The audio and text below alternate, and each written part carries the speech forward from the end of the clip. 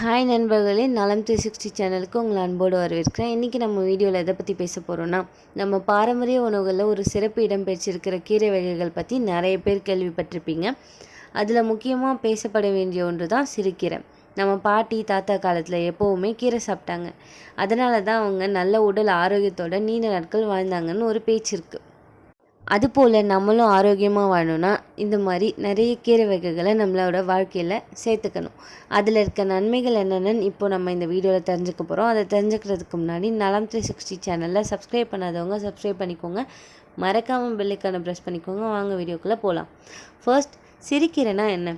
வீட்டோட தோட்டத்திலேயே எளிமையாக வளரக்கூடிய ஒரு கீரை வகையை சார்ந்தது தான் இந்த சிறுகீரை. அமரந்தஸ் என்னும் தாவர குடும்பத்துக்கு உட்பட்டது.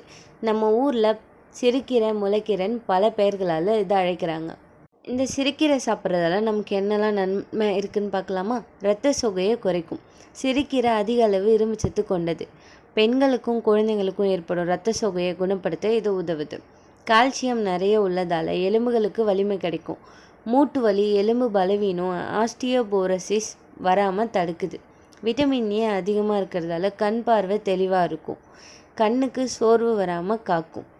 புரதம், கால்சியம், இரும்பு நிறைய இருப்பதால் குழந்தைங்களுக்கு ரொம்பவே நல்லது. அவங்களோட உடல் எடை சரியாக கூடுறதுக்கு இது உதவிகரமாக இருக்குது. நார்ச்சத்து அதிகம் இருக்கிறதால மலச்சிக்கல் நீங்கும். குடல் சுத்தமாக இருக்கும்.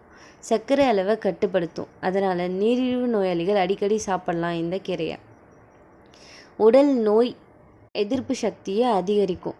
குளிர், சளி, காய்ச்சல் வராமல் தடுக்கும். ஆன்டி ஆக்சிடென்ட் அதிகம் இருக்கிறதால உடலை டாக்ஸின்கள்லேருந்து காப்பாற்றும். தோல் பிரச்சனைகள், பிம்பிள், அலர்ஜியை குறைக்க உதவுது.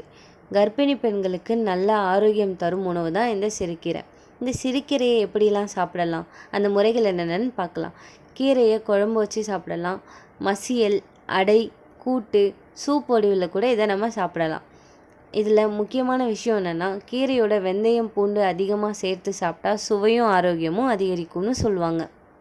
கீரை சாப்பிட்றவன் கிழக்கே போக மாட்டான்னு ஒரு பழமொழி கூட இருக்குது. இதோட அர்த்தம் என்னென்னா, கீரை சாப்பிட்றவங்க எப்போவும் நல்ல ஆரோக்கியத்தோடு வாழ்வாங்க. சிறுகீரையோட சாறு குடித்தா சிறுநீரக பிரச்சனை குறையும்னு சொல்கிறாங்க. அப்புறம் என்ன நண்பர்களே, சிறுகீரை நம்ம அன்றாட உணவில் சேர்த்துக்கலாம். வாரத்துக்கு குறைஞ்சது 3லேருந்து 4 முறை கீரை சாப்பிட்றது ரொம்பவே நல்லது. மருந்து வாங்குறதுக்கு பதிலாக நம்ம சமையலறையில் ஆரோக்கியம் இருக்குது.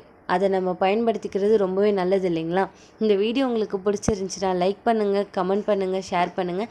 மறக்காமல் நம்ம பேஜை சப்ஸ்கிரைப் பண்ணுங்கள். பாய்.